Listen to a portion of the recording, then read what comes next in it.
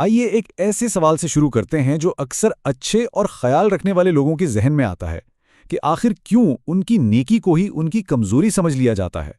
چلیں آج اس کے پیچھے کی نفسیات کو سمجھنے کی کوشش کرتے ہیں۔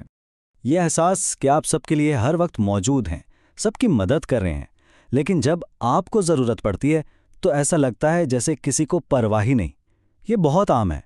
اگر آپ کو بھی ایسا محسوس ہوتا ہے تو یہ سمجھنا بہت ضروری ہے کہ آخر اس کی جڑ کیا ہے۔ تو سب سے پہلی اور شاید سب سے عام غلطی وہ ہے ہر وقت ہر کسی کے لیے دستیاب رہنا۔ یہ ایک ایسا رویہ ہے جسے ہم اکثر اچھائی سمجھتے ہیں، لیکن یہی چیز انجانے میں دوسروں کی نظروں میں ہماری قدر کم کر دیتی ہے۔ یہ ایک بنیادی انسانی نفسیات ہے۔ ذرا سوچیں، جو چیز ہر وقت ہر جگہ آسانی سے مل جائے، کیا ہم اس کی اتنی قدر کرتے ہیں؟ نہیں نا۔ بالکل یہی اصول انسانی رشتوں پر بھی لاگو ہوتا ہے۔ جب آپ کی موجودگی کو لوگ فار گرانٹیڈ لینے لگیں تو پھر وہ اس کی قدر کرنا چھوڑ دیتے ہیں۔ دیکھیے، یہاں مقصد خود غرض بننا بالکل نہیں ہے، بلکہ اپنی قدر کو سمجھنا ہے۔ ہر وقت جذباتی اور ذہنی طور پر دوسروں کے لیے حاضر رہنا، ہر فون اور میسج پر فوراً جواب دینا، یہ رویہ لاشعوری طور پر یہ پیغام دیتا ہے کہ ہمارے اپنے وقت اور توانائی کی شاید کوئی قیمت نہیں ہے۔ اور جانتے ہیں کیا؟ یہی پہلی غلطی ہمیں سیدھا دوسری بڑی غلطی کی طرف لے جاتی ہے۔ جب ہم ہر وقت دستیاب رہتے ہیں تو اس کی وجہ اکثر یہ ہوتی ہے کہ ہماری کوئی ذاتی حدود، کوئی باؤنڈریز ہی نہیں ہوتی۔ نہیں کہنے سے ڈرنا، کسی رشتے کو بچانے کے لیے مسلسل اپنی شخصیت کو بدلتے رہنا، اور سب سے بڑھ کر ایسے رویے کو برداشت کرنا جو آپ کو تکلیف دیتا ہو، یہ سب اس بات کی نشانیاں ہیں کہ ہم نے دوسروں کو اپنی حدیں پار کرنے کی کھلی اجازت دے رکھی ہے، اور اس کا مطلب یہ ہے کہ ہم نے انہیں خود کو تکلیف پہنچانے کا لائسنس دے دیا ہے۔ یہاں ایک بہت اہم فرق سمجھنا ضروری ہے۔ اپنی حدود قائم کرنا انا پرستی یا ایگو نہیں ہے۔ یہ کوئی انا کی جنگ نہیں ہے۔ انا کا مقصد دوسروں کو نیچا دکھانا ہوتا ہے، جبکہ خودداری یعنی سیلف ریسپیکٹ کا مقصد اپنے ذہنی سکون اور وقار کی حفاظت کرنا ہوتا ہے۔ یہ دفاعی نہیں بلکہ حفاظتی قدم ہے۔ اچھا، اب تک ہم نے ان رویوں کی بات کی جو باہر سے نظر آتے ہیں، لیکن اب ہم اس سارے مسئلے کی جڑ تک پہنچ رہے ہیں۔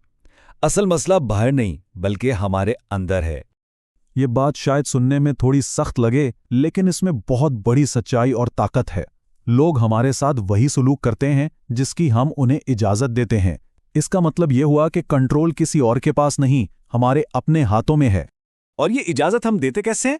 جب ہم اپنی ضرورت یا اپنی بات واضح طور پر نہیں کہتے، جب دوسروں کو خوش رکھنے کے لیے اپنے سچے جذبات کو چھپاتے ہیں، یا جب ہم اپنے ہی بنائے ہوئے اصولوں پر بار بار سمجھوتا کرتے ہیں۔ یہ سب خاموش سگنل ہیں جو دوسروں کو بتاتے ہیں کہ ہماری کوئی اہمیت نہیں ہے۔ اور یہیں پر ایک اور بڑی دلچسپ نفسیاتی بات سامنے آتی ہے، وہ ہے بہت زیادہ وضاحتیں دینا۔ ہمیں لگتا ہے کہ اس سے بات واضح ہوگی، لیکن اکثر لوگ اسے آپ کی کلیئرٹی نہیں بلکہ آپ کی انسیکیورٹی یعنی عدم تحفظ کی علامت سمجھتے ہیں۔ ذرا اس فرق کو دیکھیں۔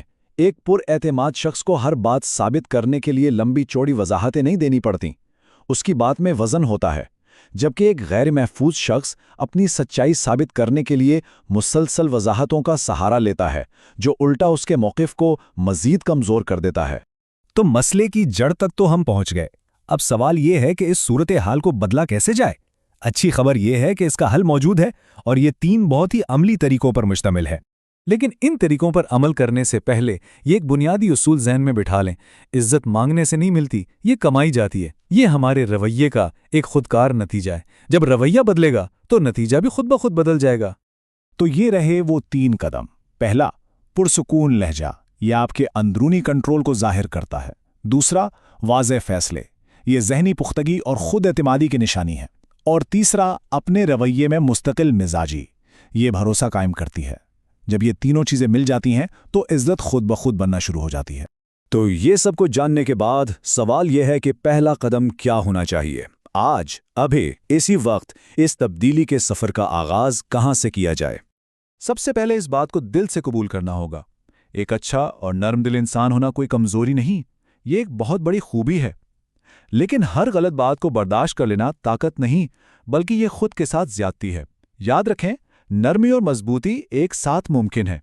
تو آگے کا راستہ ان 3 ستونوں پر کھڑا ہے: اپنی حدود قائم کرنا، اپنی ذات کا احترام کرنا یعنی سیلف ریسپیکٹ کی مشق کرنا، اور ان دونوں چیزوں پر مستقل مزاجی سے قائم رہنا، یہی کامیابی کی کنجی ہے۔ یہ سفر کسی اور کے لیے نہیں بلکہ خود کے لیے ہے، اور اس کا آغاز ایک چھوٹے سے فیصلے سے ہوتا ہے، ایک وعدہ جو کوئی اور نہیں، انسان خود اپنی ذات سے کرتا ہے۔ تو کیا وہ وعدہ کرنے کا وقت آ گیا ہے؟ تو آئیے اس عہد کے ساتھ آج کی بات ختم کرتے ہیں، میں اپنی حدود خود قائم کروں گا یا کروں گی۔ یہ صرف الفاظ نہیں ہیں، یہ اس طاقت کو واپس لینے کا اعلان ہے جو ہمیشہ سے ہمارے ہی پاس تھی۔